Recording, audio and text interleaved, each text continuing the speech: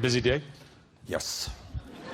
And my wife told me to button my coat, but I think I'm too fat, so I'm going to keep it.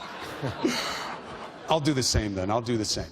So, do you remember when we first started talking about this election many months ago? You weren't sure that you wanted to run. You were not sure, you said, that there was an appetite in this country to discuss the problems between rich and poor. How surprised are you by hashtag Feel the Burn and all that has followed?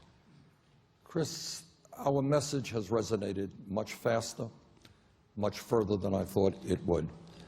And I think what the American people are perceiving is there is something very wrong in this country when ordinary Americans are working longer hours for low wages, when we have the highest rate of childhood poverty of any major country on earth, and almost all new income and wealth is going to the top 1%.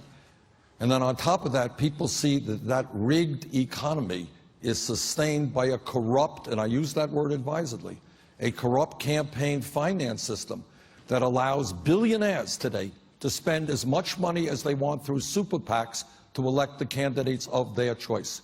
And all over this country, and it's not just Democrats, it is conservatives, it is Republicans are saying that is not what America is supposed to be about. So if you're asking me, why is it that our campaign has created the kind of momentum that it has, I think we are touching a nerve with the American people who understand that establishment politics is just not good enough. We need bold changes. We need a political revolution. So you have centered your campaign on this idea of income inequality. Interestingly, President Obama, talking about the job just this morning, says you do not have the luxury of focusing on just one thing when you're President of the United States. You have to be able to handle many different priorities. Do you think you are up to the whole job? Of course. President Obama is obviously right. Being a president is an enormously difficult job. It's a job that entails dealing with a million different issues. I think I have the background. I think I have the judgment to do that. I would remind you and remind the viewers that in 2002, when George W. Bush and Dick Cheney said we should go to war in Iraq, Bernie Sanders listened very carefully, and I said, no, I think that war is a dumb idea. I helped lead the opposition to that war. And if you go to my website, listen to what I said, and sadly enough, it gives me no joy. Much of what I feared would happen did happen. I do believe I have the background for the job. Well, it is time for you to make the case. Let's do it with the people who matter, the voters. The first question for you, Senator Sanders, comes from Jerry Odie. She says she is an undecided voter. Jerry? Yes, Senator, some of your detractors have called you a socialist on occasions, and you don't seem too troubled by that and sometimes embrace it.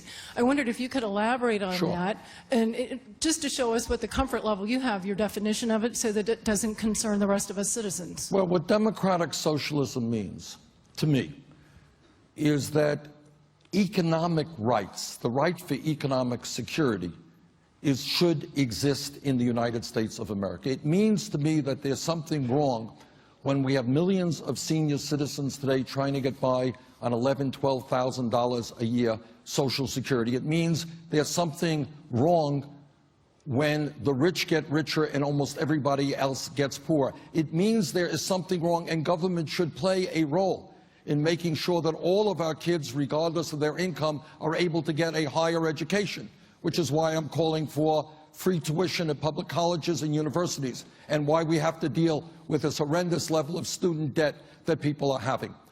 Now, what's going on in countries around the world, in Scandinavia and in Germany, the ideas that I am talking about are not radical ideas. So what democratic socialism means to me in its essence is that we cannot continue to have a government dominated by the billionaire class and a Congress that continues to work for the interest of the people on top while ignoring working families. What this campaign is about, and what I believe in, is creating a government that works for all of us, not just a handful of people on the top. That's my definition of democratic socialism.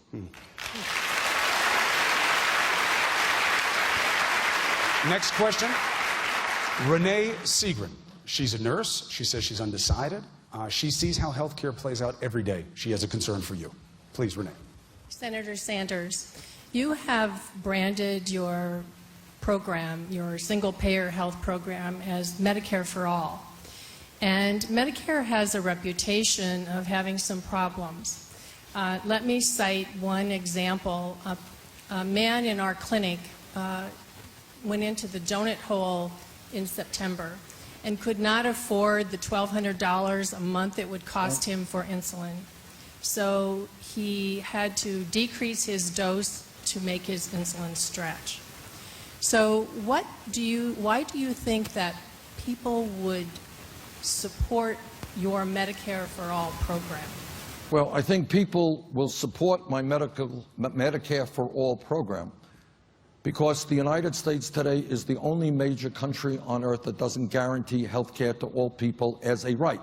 Now, I'm on the committee that wrote the Affordable Care Act, and I think the Affordable Care Act has done a lot of good things. But yet we have 29 million people without any health insurance.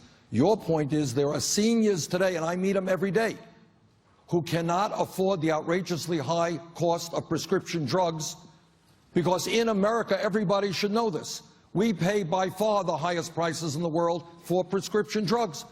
Last year, while 1 out of 5 Americans cannot afford the prescriptions their doctors write, last year the 3 major drug companies made $45 billion in profit because they spent hundreds of millions of dollars on lobbying and campaign contributions.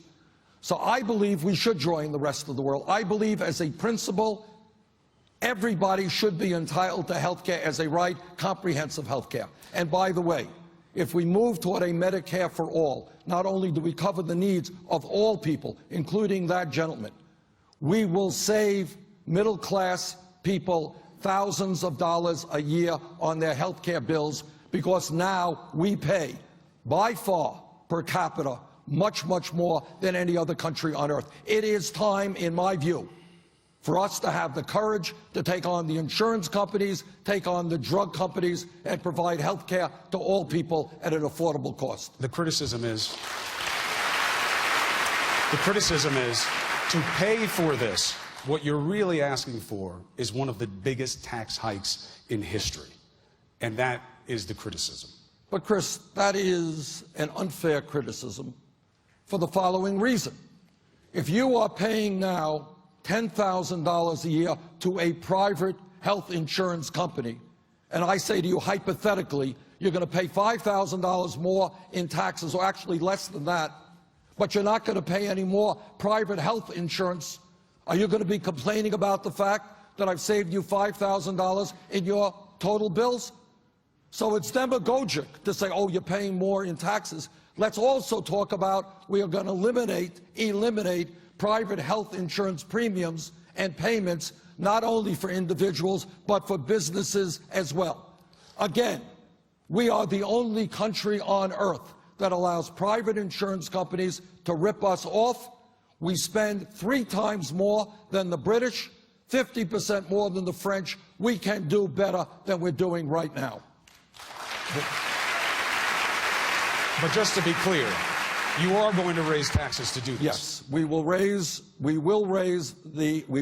taxes. Yes, we will. But also let us be clear, Chris, because there's a little bit of disingenuity out there. We may raise taxes, but we are also going to eliminate private health insurance premiums for individuals and for businesses. All right, next question. Sean Collison, law student at Drake, says he's undecided. What do you have? I think you've introduced a lot of programs that could help a lot of people. My question is, realistically, how do we fund those programs? Good. Where can we reallocate or cut spending on other programs? Sean, great question, and a very fair question. And I start off with the premise that in the last 30 years, although my Republican friends don't like the term, there has been a massive redistribution of wealth in this country.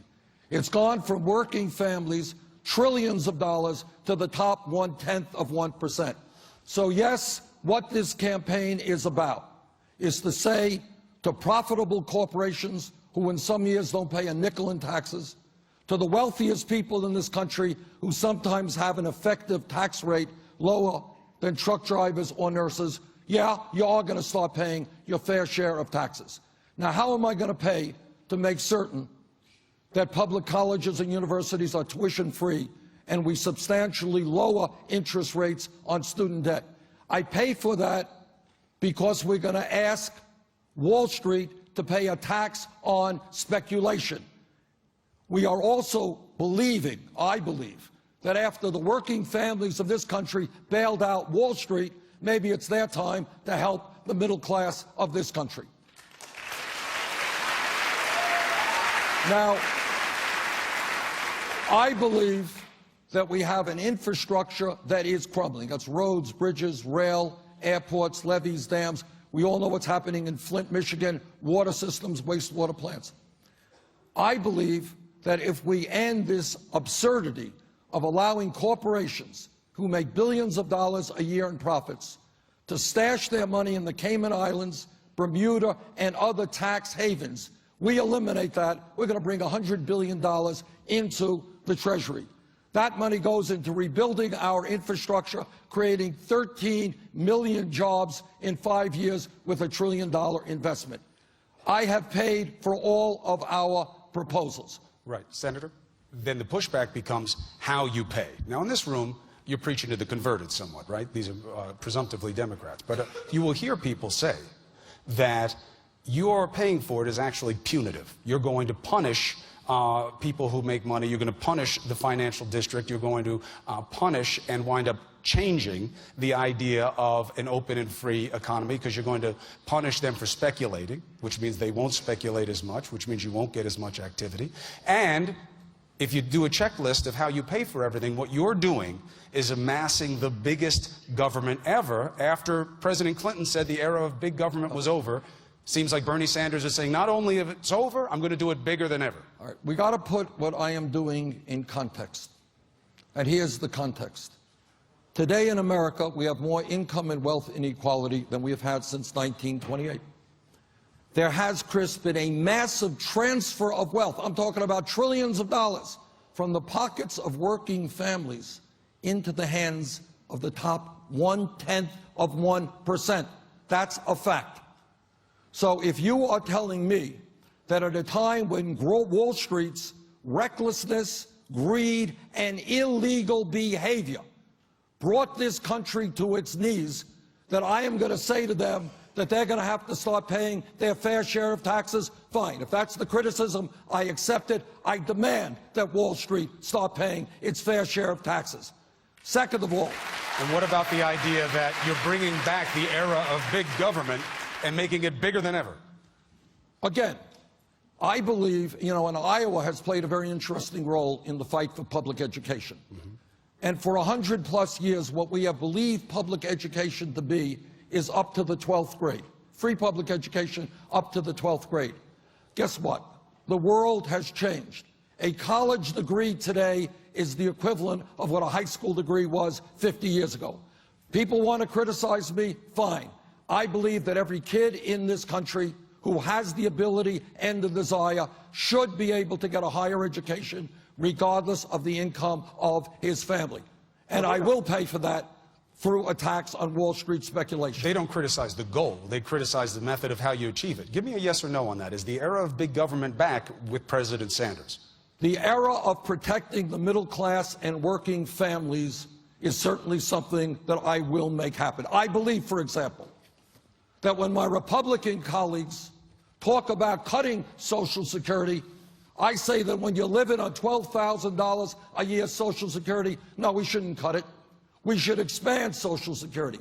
And we do that by lifting the cap on taxable income. So, Chris, this is what I think. This is what I think.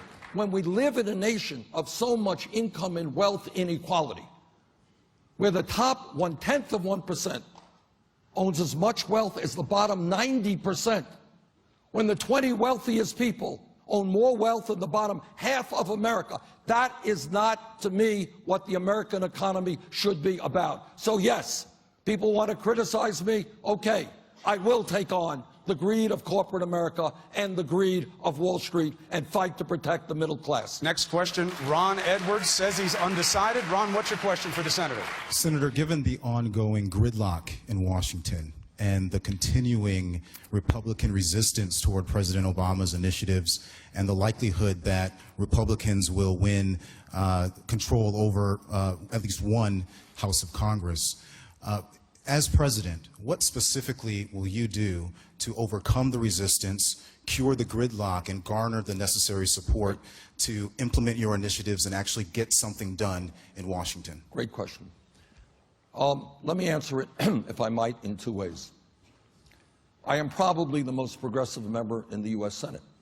But I have, over the years, not only in the Senate but in the House, worked with Republicans when there was common ground. When I was in the House, in a number of years, I got more amendments passed on the floor of the House working with Republicans than anyone else. That was number one. Number two, in the Senate, just a couple of years ago, in a dysfunctional Congress, I worked with people like John McCain, people like Jeff Miller over in the House, to pass the most comprehensive veterans health care legislation in the modern history of the United States of America.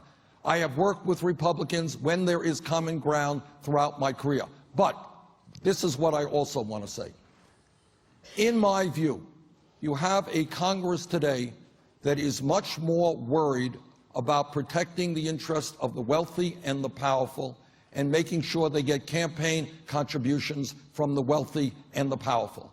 If we are serious about rebuilding the American middle class, if we are serious about providing paid family and medical leave to all of our people, if we are serious about ending the disgrace of having so many of our children live in poverty, the real way to do it is to have millions of Americans finally stand up and say enough is enough, for people to get engaged in the political process, to finally demand that Washington represent all of us, not just a handful of very wealthy people. That's the way you bring about real change. Next question, Alexis Kulash, Drake University student, a bulldog, leaning in favor of Hillary Clinton, but she wants to explain why.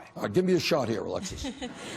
Senator, recently you named Planned Parenthood and the Human Rights Campaign as part of the political establishment that you plan to take on. How are you going to fight for women's rights more effectively than a female candidate with endorsements from organizations like these? No, that's not quite accurate. I have a 100% pro-choice voting record. In every speech that I give, what I say is not only do we stop the Republican efforts to try to defund Planned Parenthood, we should expand funding for Planned Parenthood.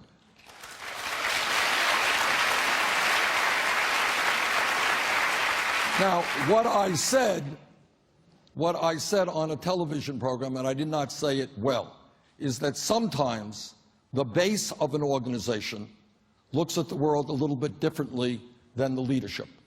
So if you have 100% Planned Parenthood voting record, 100% pro-choice voting record, there are people who are asking, why is the leadership not either supporting Bernie Sanders or why are they, opposing him? And my point is that I will fight. These are great organizations. I met with Planned Parenthood.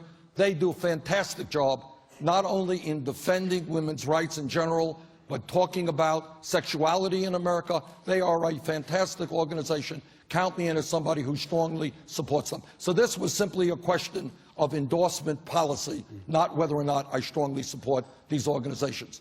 Do I have to vote yet? Alexa, correct. She's saying as to the premise of the question, not to whether or not you have her vote. Okay, I think she's going to have to decide on that. I'm just kidding, but that is the difference. I support the organization. Alexis, second aspect to your question, though, right? You said then the first female president. How do you think that you would be as helpful to women as a woman president would? Yeah. What about that aspect? That's what Hillary Clinton represents on one level to voters, that she would be the first female president, and there is something special in that, especially when it comes to women's issues. And of course, I understand that. But I think if you look at my record in terms of fighting for women's rights, I think there are very few members of Congress who have a stronger record. It's 100% lifetime, and I've been there for a while. In addition to that, there have, as you know, women are making 79 cents on the dollar compared to men. That is nothing but old-fashioned sexism, and I am a strong advocate and will fight for pay equity for women. I believe that, and it's not only women, although it impacts women of color even greater. This level of pay inequality, inequity, is extraordinary. So we're going to fight for pay equity, make sure that everybody earns the same amount for the same work. Also, what we have got to do is people cannot make it on $8, $9, $10 an hour. We have got to raise the minimum wage in this country to a living wage. That will impact all people. It will impact women more than men as we raise the minimum wage to $15 an hour. All right, So one more point, Chris. I'm trying to win her vote. Leave me alone here. I'm trying. All right.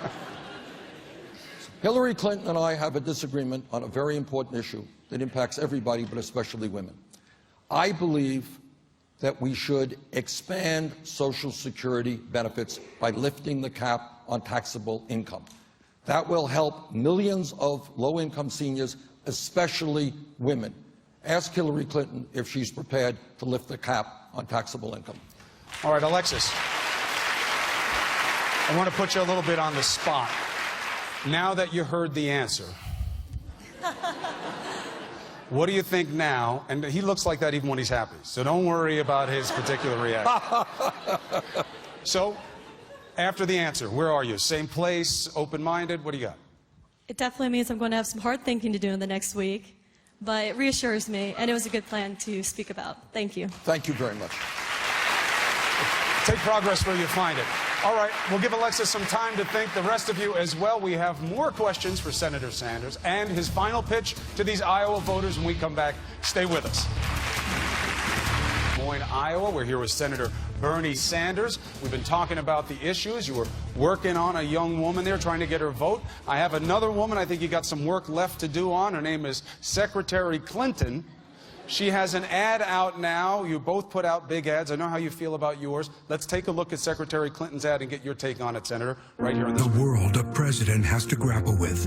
Sometimes you can't even imagine. That's the job. And she's prepared for it like no other. A tireless Secretary of State, standing up against the abuse of women and girls, negotiating a ceasefire in Gaza, leading the diplomacy that keeps us out of war. The presidency is the toughest job in the world, and she's the one leader who has what it takes to get every part of the job done. I'm Hillary Clinton, and I approve this message. The argument is, sure, Bernie's got the heart, but I have the head. You have to be experienced. You have to know what to do. Is Secretary Clinton simply better prepared for the job than you, sir? Don't leave. We have another 15 minutes.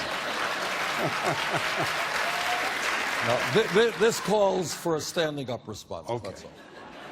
All right, let me shock everybody here. This is true. I've known Hillary Clinton for 25 years. You know what? I like Hillary Clinton and I respect Hillary Clinton. And Hillary Clinton has devoted her life to public service. And I have tried, as I hope you all know, not to run a negative campaign, not to be attacking every other day, to keep this discussion on a high level where we debate the issues facing this country.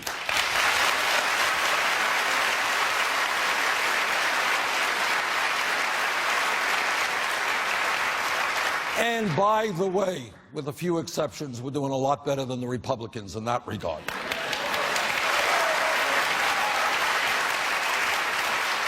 But on the other hand, that's not a very high bar to reach, so it's... All right, but what is this? All right. What do I think? Let me just give you a couple of examples. The truth is that the most significant vote and issue regarding foreign policy that we have seen in this country in modern history was the vote on the war in Iraq. Okay, that's the fact.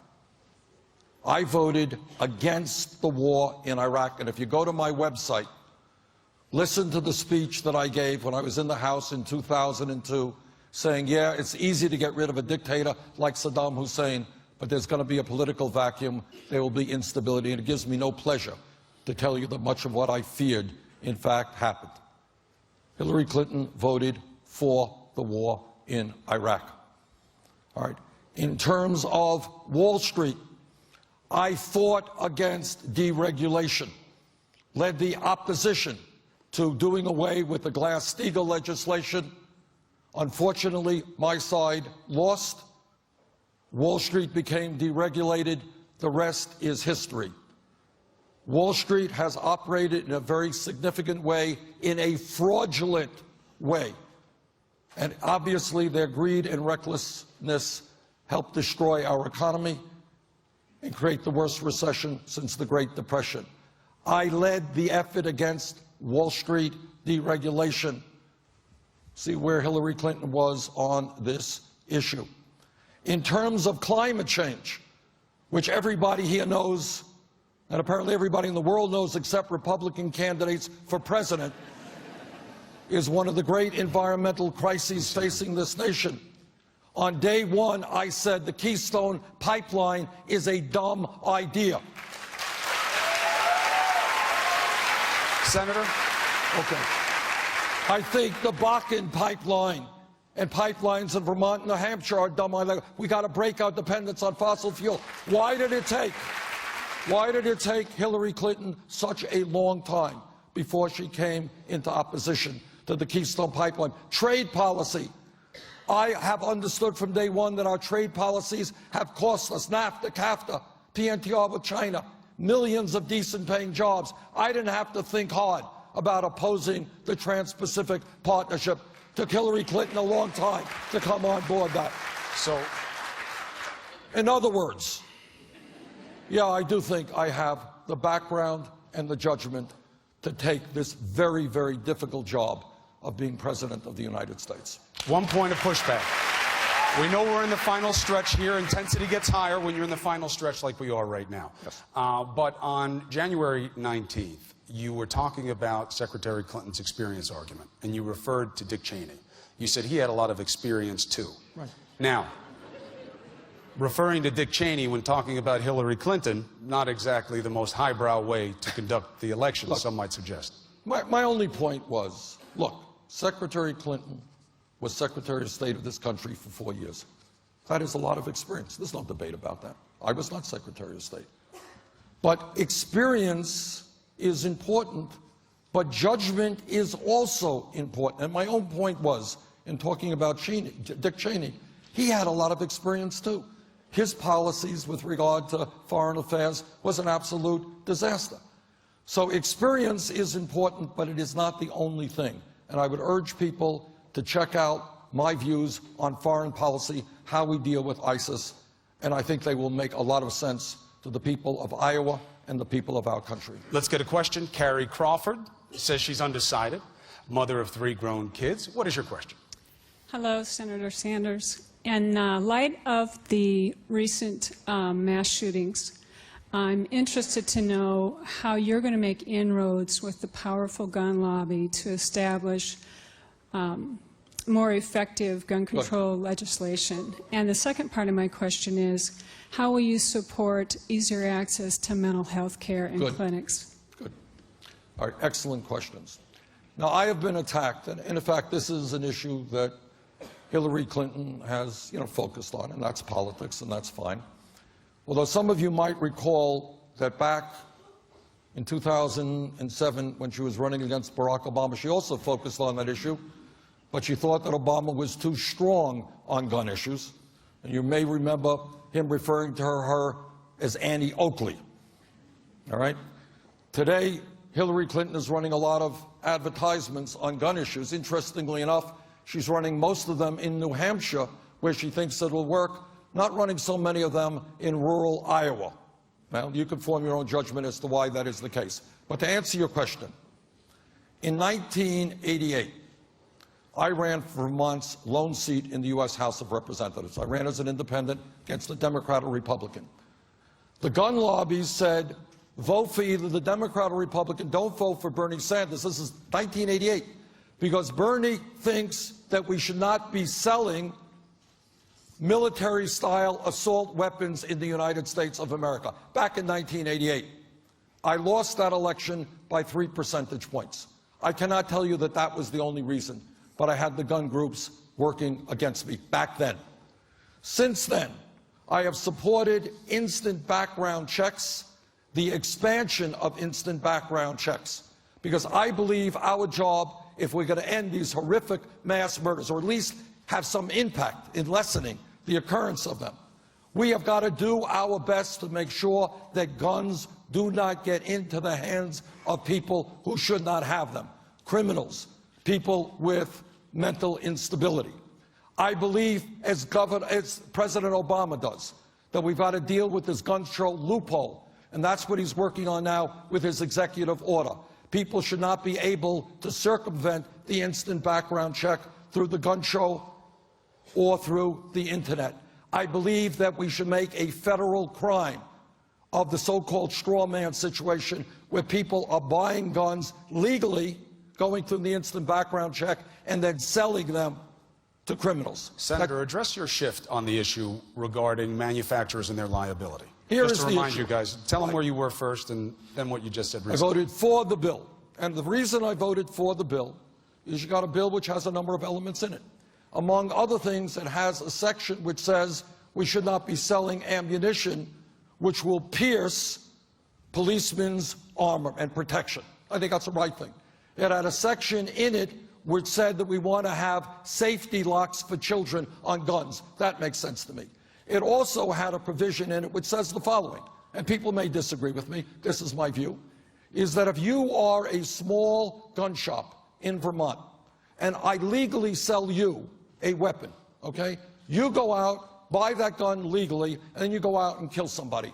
I think the gun shop owner should not be held liable for your criminal act. That's what I believe. Now, within that bill also, there were some onerous provisions, not good provisions.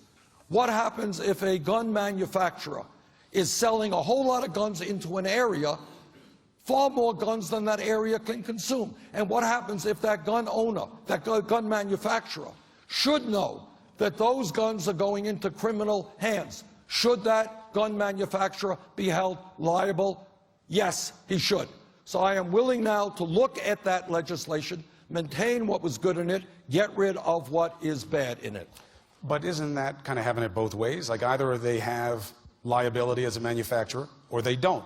The first argument seems to make sense. Why would they be exposed to liability that other manufacturers are not? But are you having it both ways? I don't think so, Chris. If you're a small gun shop owner and you sell somebody a gun legally, all right, you don't do anything wrong. That's what you do. You sell guns. Somebody buys the gun and then goes out and kills somebody. Do I think that gun shop owner should be held liable? I don't. What's the difference between selling one or selling 1,000? No, but the point is, but here's the point. If a gun shop owner should know, why should somebody be buying 1,000 guns? Somebody should be thinking that does not make a lot of sense. In that case, that gun shop owner or the gun manufacturer should be held liable. Okay, and that's the issue that I want. Now, you're asking me also about mental health. When I talk about health care for all, I absolutely include in that the fact that mental health should be treated as part of health care, should be available to all people. I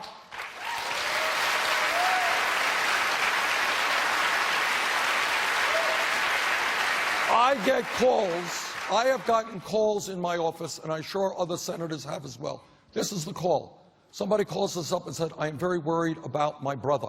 I'm worried what he might do to himself or, to answer your question, to somebody else. He may be homicidal, he may be suicidal.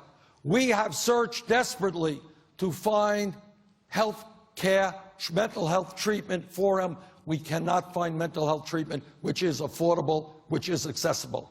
In my view, we have got to move in the direction of making sure that everybody in this country who has a mental health crisis gets health care when they need it, not 2 months from today.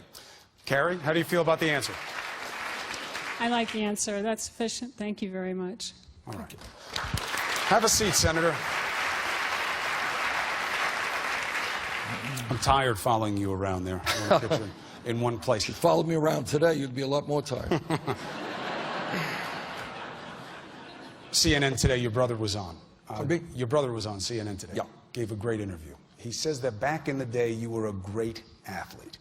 Is that true? And if so, what was the sport? I'm not saying I don't believe it to be true. I'm saying, is it true, and what was the sport? You know, families exaggerate a little bit. I was a very good athlete. I wouldn't say I was a great athlete. I was a pretty good basketball player. My elementary school in Brooklyn won the borough championship, but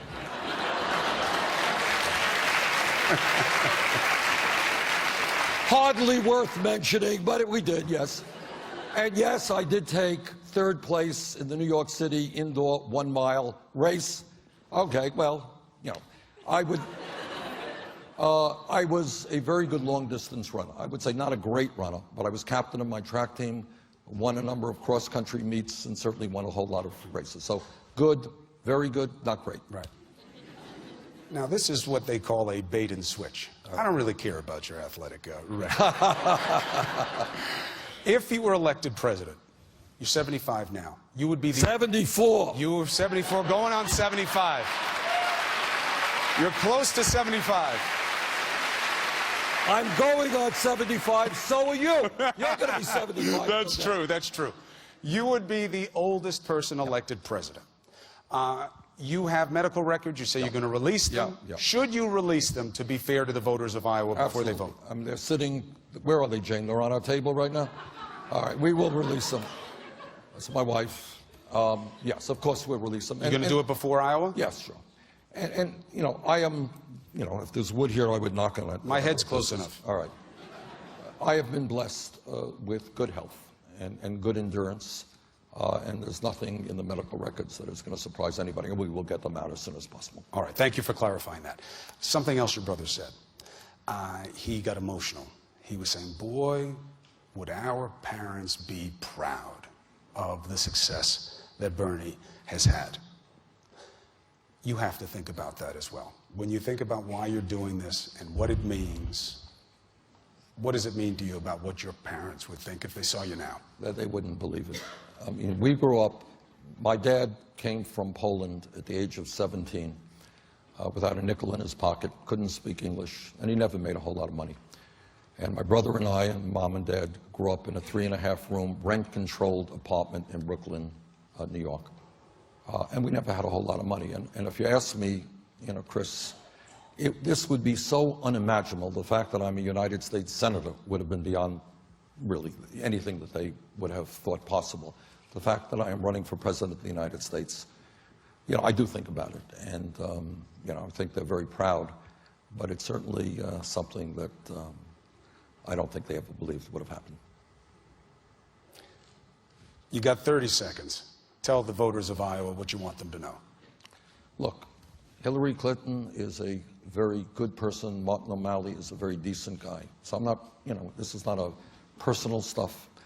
It just seems to me that the crises that we face as a country today, and we didn't even get into climate change to a significant degree, inequality, poverty in America, an obscene and unfair campaign finance system.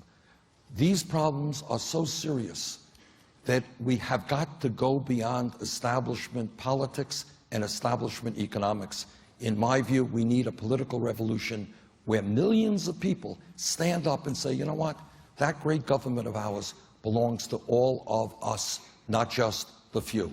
That's why I'm running for president. Thank you. Senator Sanders.